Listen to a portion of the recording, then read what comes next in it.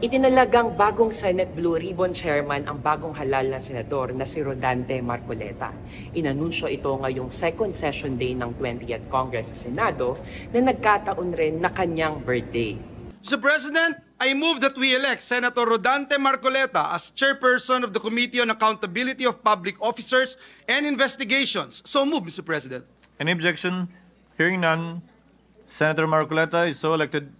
Ituturing ba itong birthday gift ni Senate President Chis Escudero kay Marcoleta? Isa si Marcoleta sa 19 na senador na bumoto kay Chis Escudero bilang Senate President.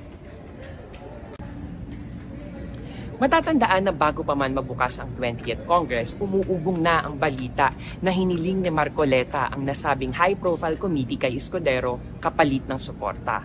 Well, hindi natin alam kung ito nga lang ba ang hiniling niya o maging ng Duterte Bloc. Isa sa pinaka-importanteng committee ang Blue Ribbon sa Senado dahil ito ang nagsasagawa ng high-profile investigations. Matatanda ang isa si Marcoleta sa mga staunch supporters ng mga Duterte. At masasabi, ang pagkapanalo niya sa Senado ay dala na rin ng kanyang pag-ani sa mga ito.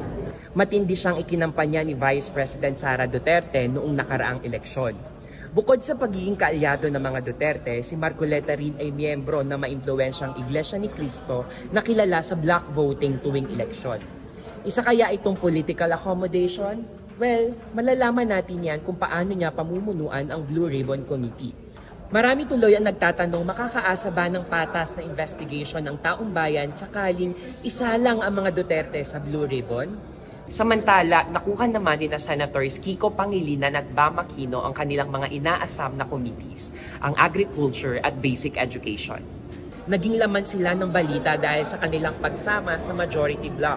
Paliwanag nila, kinakailangan daw nila itong gawin para maisakatuparan ang kanilang campaign promises. Ito ang ilan sa development sa Senado sa pagbubukas ng 20th Congress.